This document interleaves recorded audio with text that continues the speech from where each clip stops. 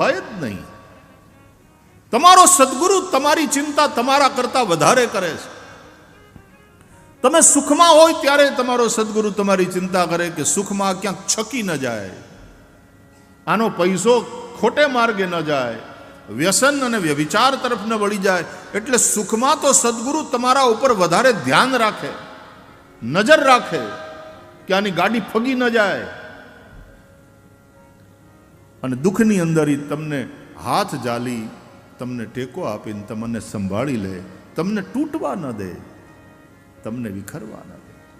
એટલા માટે આવી જગ્યાઓ, આવા સાધુ સંતો મહંતો, એના પ્રત્યે આપણી જે શ્રદ્ધા છે એ બહુ અગત્યની છે. એને કારણે જ જીવન ટકી રહે છે. તો આ જે જમીન છે એ આમ નથી વાવી.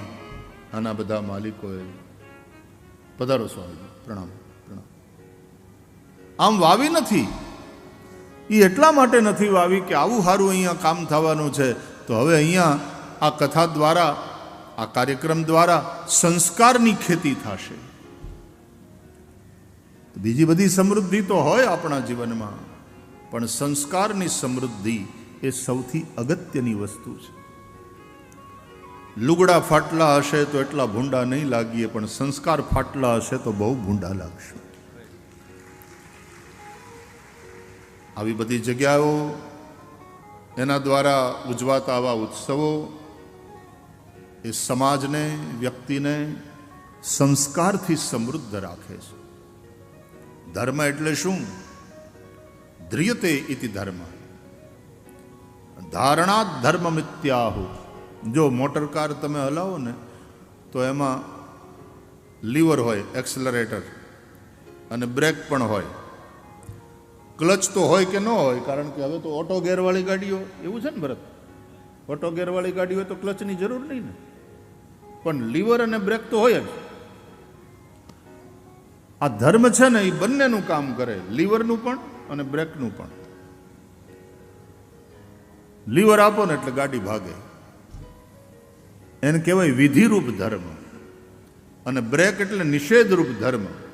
કાંઈક કરવું એ ધર્મ છે, અને કાંક કરવાથી બચવું, આઘા રહેવું એ પણ ધર્મ છે. સાચું બોલવું ધર્મ છે, ખોટું ન બોલવું. દાન કરવું ધર્મ છે, પણ હરામનું ન લેવું એ પણ ધર્મ છે. વિધિ નિષેધમય કલિમલ હરની કર્મ કથા રવિનંદની બરની, તુલસીદાસજી કહે છે. વિધિરૂપ ધર્મ અને નિષેધરૂપ ધર્મ, કે હરામનું નથી ખાવા. એમાં દાન કરવું જોઈએ, કર્તવ્ય છે, પણ કદાચ તમે ન કરો તો એટલું નુકસાન નહીં, પણ હરામનું ખાવું એનાથી બચવું આ નિષેધરૂપ ધર્મ છે. હરામનું ખાવાથી તો બચવું જ જોઈએ, નહીં તો નખો જ નીકળી જાય.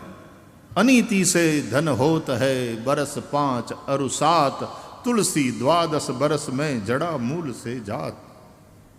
આપણે ગામડાના વડીલો એમ કે પોદળો પડે ને જમીન ઉપર, પછી એ ધૂળ લીધા વગર ન જાય. એ પોદળાને કોક ઉપાડીને જાય એટલે ત્યાંની ધૂળ પણ એ પોદળો લેતો જાય. એમ અનીતિનું ધન આપણા ઘરમાં આવે એ તો જતું જ રહે, પણ સાથે સાથે થોડુંક પરસેવો પાડીને કમાણા હોય ને એ ભેગું ભેગું લેતો જાય. અને એટલા માટે હરામનું ના આવે ઘરમાં, અનીતિનો પૈસો ના આવે, એનું ધ્યાન રાખવું એ પણ ધર્મ છે. તો વિધિરૂપ ધર્મ અને નિષેધરૂપ ધર્મ. રામાયણમાં મુખ્યત્વે વિધિરૂપ ધર્મનું નિરૂપણ છે. આ કરાય, આ કરાય, આ કરાય, એ વિધિરૂપ ધર્મ શીખવાડે. મહાભારતમાં મુખ્યત્વે એનાથી શીખવાનું છે નિષેધરૂપ ધર્મ શું છે. આ ન કરાય, આ ન કરાય, આ ન કરાય. રામાયણ અને મહાભારત એ બંને આપણા ઇતિહાસ ગ્રંથો છે, અને ઇતિહાસ હોય છે એનાથી કંઈક શીખવા માટે. પણ કોઈકે એવું કહ્યું કે ભાઈ માનવજાતને, આ દુઃખની વાત છે કે માનવજાતનો આજ સુધીનો ઇતિહાસ એમ કહે છે કે માણસની જાત ઇતિહાસથી કંઈ શીખી નથી. બાકી ઇતિહાસ હોય છે શીખવા માટે, કે બીજાના દ્રષ્ટાંતથી આપણે શીખીએ કે આમ ન કરાય, અને આ કરે એનું કલ્યાણ થાય. તો વિધિ નિષેધમય કલિમલ હરણી,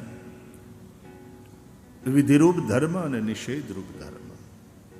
વિધિરૂપ ધર્મ એ ઓલી લીવરનું કામ કરે, ગાડી તમારી આગળ કલ્યાણના માર્ગે આગળ વધે, અને નિષેધરૂપ ધર્મ હોય તો તમને ખોટે માર્ગે. તો તમારામાં એ ધૈર્ય, તમારામાં તમારી જાતને રોકવાની તાકાત, તમારા ઉપર કંટ્રોલ, તમારો સંયમ હોવો જોઈએ, જે તમને ખોટું કરતા બચાવે, અટકાવે. એ નિષેધરૂપ ધર્મ. તો જ્યારે જીવનમાં ધર્મ હોય, આવા કાર્યો થતા હોય, સંસ્કારની ખેતી થતી હોય, સાચું શું ખોટું શું એનું આપણને ભાન થાય, વિવેક થાય. બિનુ સત્સંગ વિવેક ન હોય. ખોટું છે એ ખોટું છે આટલું સમજાય ને તોય ઘણું, પણ ખોટાને જ માણસ સાચું માની લે ત્યારે તકલીફ. આ અધર્મ છે આવું સ્પષ્ટ આપણને સમજાય સત્સંગથી, એ સારું છે. પણ જ્યારે અસત્યને આપણે સત્ય માની લઈએ, અધર્મને આપણે ધર્મ માની લઈએ, ત્યારે પતનની શરૂઆત થાય છે. તો આવા સંસ્કાર, આવો વિવેક, એની ખેતી થાય એ માટે આ જમીનમાં આ કાર્ય થઈ રહ્યું છે. જો ઉગે તો વાવ્યું કહેવાય, નહીં તો દાટ્યું ગણાય. આટલો જ ફેર છે. એટલે આ સાધુ સંતો આપણા વ્યાસપીઠ ઉપરથી અને ધર્મપીઠ ઉપરથી જે કંઈ બોલે છે, એ ખેતી કરે છે, એ વાવે છે, એ ઉગવું જોઈએ. આ દાટવાની વાત નથી, કારણ કે આ વસ્તુ એમાં કંઈ છુપાવવાની વાત નથી, આ કોઈથી બચાવવાની વાત નથી. આ તો એકદમ ઉદારતાપૂર્વક વહેંચવાની વાત છે. એટલા માટે ગોપીઓ વક્તાને ભૂરિદા જના કહે છે. તવ કથામૃતમ તપ્ત જીવનમ કવિભીરીડિતમ કલ્મષાપહમ શ્રવણ મંગલમ શ્રીમદાતતમ ભુવિ ગૃણંતિ તે ભૂરિદા જના. ભૂરી એટલે ખૂબ, અને દા એટલે દેવાવાળા. ખૂબ દેવાવાળા ઉદાર દાતાઓ છે આપણા સાધુ સંતો. એ આ સંસ્કારની ખેતી કરે, આ બીજ વાવે છે. અને તમારા જેવા બધા આ ઉપજાઉ જમીન છે, આ ફળદ્રુપ જમીન છે. ભગવદ્ ગીતામાં પણ આ શરીરને ક્ષેત્ર કહ્યું છે ભગવાને. આ ખેતર છે. ઇદમ શરીરમ કૌંતેય ક્ષેત્રમિત્ય વિધીયતે. આ શરીર છે એ ક્ષેત્ર છે. એટલે મનથી કથા સાંભળો. આ ખેતર છે ને, એની અંદર આ સંસ્કારની ખેતી થઈ રહી છે. અને આવી ફળદ્રુપ જમીનમાં એ જરૂર ઉગશે. અને જ્યારે બહુ સારો મોલ હોય ને, પાક બહુ સારો હોય, ત્યારે ખેડૂત રાજી બહુ હોય કે અમારે આ વખતે વરહોળાની, ઉપરવાળાની મહેર, વરહોળાની. એમ આવી રીતે કથા થાય ને ક્યાંક, અને પછી એ જે ઉગે તો બાપુને એમ થાય કે આપણે જે આ સમયો કર્યો, આપણે જે આ કાર્યક્રમ કર્યો, હા, પરિણામ હોળાની. એનાથી ખૂબ લોકોએ વ્યસનો છોડ્યા. કે આવી કથાઓ થાય, આવો પ્રસંગ હોય તો આપણા જીવનમાં વ્યસન હોય તો સંકલ્પ રૂપે, કથાની દક્ષિણા રૂપે, કે બાપુને ત્યાં કાંઈ મૂકવાનું હોય તમે રૂપિયા ધરો એ તો બરાબર છે, પણ આવીને એટલો સંકલ્પ કરી જાઓ કે આજથી મેં આ વ્યસન છોડ્યું.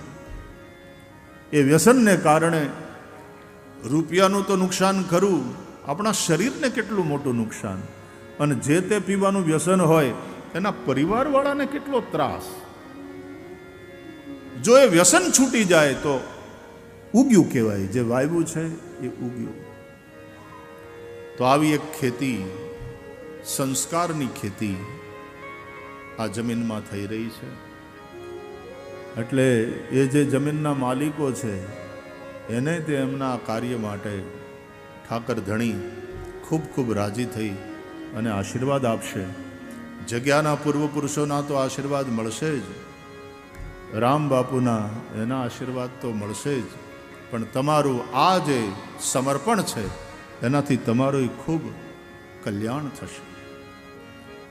તમે વિચાર તો કરો કે આ જમીનમાં હજારો લોકો આવી અને ભગવાનનું નામ લેતા હોય, અહીંયાથી એક જો નામ બોલાવવામાં આવે, વક્તા બોલે અને પછી હજારો પડઘા પડે એના, હા, નામનો ગુણાકાર થાય. અને કળિયુગમાં કીર્તનનું તો બહુ મહત્વ છે. કલૌ કેશવ કીર્તનાથ, હરેર નામ હરેર નામ હરેર નામૈવ કેવલમ, કલૌ નાસ્ત્યેવ નાસ્ત્યેવ નાસ્ત્યેવ ગતિરન્યથા. એ હજારો ને લાખોની સંખ્યામાં જ્યાં નામ લેવાના હોય એ ભૂમિ કેવી મંગલ થઈ જાય, કેવી શુદ્ધ થઈ જાય, કેવી પવિત્ર થઈ જાય. એકવાર શિવજી અને ભવાની પાર્વતીજી વિચરણ કરતા કરતા ક્યાંક નીકળ્યા. આ કથા મેં વાંચી, સમજવા જેવી. સત્સંગનો મહિમા એનાથી સ્પષ્ટ થશે. તો શિવ ભવાની વિચરણ કરવા નીકળ્યા હતા અને એમાં કોઈ એક જગ્યાએ પહોંચ્યા તો મહાદેવે પેલા નમસ્કાર કર્યા, એ જગ્યા પ્રણામ કર્યા, દંડવત પ્રણામ કર્યા. મહાદેવ એટલા રાજી થયા, આમ આળોટ્યા એમાં ત્યાંની માટીમાં. તો પાર્વતીજીએ પૂછ્યું કે પ્રભુ તમે કોને નમન કર્યા? તમે એકદમ રાજી થઈ ગયા, દંડવત કરીને આ માટીમાં તમે આળોટો છો. અહીંયા નથી કોઈ એવું તીર્થ, અહીં નથી કોઈ એવું મંદિર, તમે આ કોને પ્રણામ કર્યા? તો મહાદેવે કહ્યું કે દેવી, આ તો બહુ મોટું તીર્થ છે, આ ભૂમિ બહુ પવિત્ર છે. કેમ? તો કે 1000 વર્ષ પહેલા અહીંયા કથા થયેલી, બહુ મોટો સત્સંગ થયેલો. જ્યાં પણ ભગવાનની કથા થતી હોય, તત્રૈવ ગંગા યમુના ત્રિવેણી, બધા જ તીર્થો ત્યાં જ હોય છે, આવું કહેવામાં આવ્યું છે. આપણે ભાગવતના મહાત્મ્યની કથામાં પણ એ જોયું કે ચારેય વેદો, બધા પુરાણો, સકલ તીર્થો, આ બધા જ શરીર ધારણ કરીને ત્યાં આવ્યા. અનેક સંતો મહાત્માઓ તો પધાર્યા જ, જ્ઞાન ભક્તિ અને વૈરાગ્ય પણ ત્યાં આવ્યા. તો મહાદેવે કહ્યું કે 1000 વર્ષ પહેલા અહીંયા એક કથા થયેલી, બહુ મોટો જ્ઞાન યજ્ઞ થયેલો, બહુ મોટું સારું ધાર્મિક કાર્ય થયેલું. આ ભૂમિ બહુ પવિત્ર છે દેવી, આ તો તીર્થોનું તીર્થ છે. લોકોને ખબર નથી, પણ આ જમીન, આમાં ભગવાનનું નામ વવાયું છે, બહુ પવિત્ર જમીન છે. પછી પાર્વતીજીએ પણ પ્રણામ કર્યા. જ્યાં એકવાર કથા થઈ ગઈ હોય, એ જમીન, એ જગ્યાનું મહત્વ કેટલું. તમને મારો અનુભવ કહું, અને મારો એટલે અમારા બધા જ લગભગ કથાકારોનો, કે એકવાર જ્યાં જે જગ્યાએ કથા થઈ હોય, હવે કોક દી અહીંથી ગાડીમાંથી નીકળવાનું થાય તો આ જમીન તરફ ધ્યાન જાય જાય ને જાય. ગાડીમાં બેઠા બેઠા એટલે આપણું ઓલું કથા સ્થાન, આ મેદાનમાં કથા થયેલી, અને મનોમન વંદન થાય જમીનને. આ સાધારણ વાત નથી. જ્યાં કથા થાય, જ્યાં આવા કાર્ય થાય, અને જે જમીનમાં થાય, જે જગ્યામાં થાય, જગ્યાની જન્મ કુંડળી હોય. જગ્યાનો જન્મ તો પૃથ્વી માતાનો જન્મ ક્યારનો થયો, પણ જન્મ નહીં, જેમ આપણી જન્મ કુંડળી હોય એમ જગ્યાની કુંડળી હોય. અને કદાચ એ જગ્યાના ઓલામાં એવું આવ્યું હોય કે ભાઈ આટલા વર્ષ પછી આ જગ્યામાં આવું કાર્ય થશે, તમારો કંઈક એવો ભાગ્યયોગ છે. જમીનના નથી ભાવ વધી જતા અચાનક, ક્યાંક એવો પ્રોજેક્ટ આવે અને જમીનના ભાવ વધી જાય. કચ્છની અંદર ભૂકંપ પછી હાવ ખારા પાટવાળી જમીન, જે 2000-3000માં કોઈ વીઘો નહોતું રાખતું, એના લાખોમાં ભાવ. એ હું ભાગ્યોદય થયો, એની કુંડલીમાં કંઈક લખ્યું હશે એવું. તો 1000 વર્ષ પહેલા અહીંયા કથા થયેલી. મહાદેવે પ્રણામ કર્યા. વળી પાછા એકવાર પાર્વતીજી અને મહાદેવ વિચરણ કરે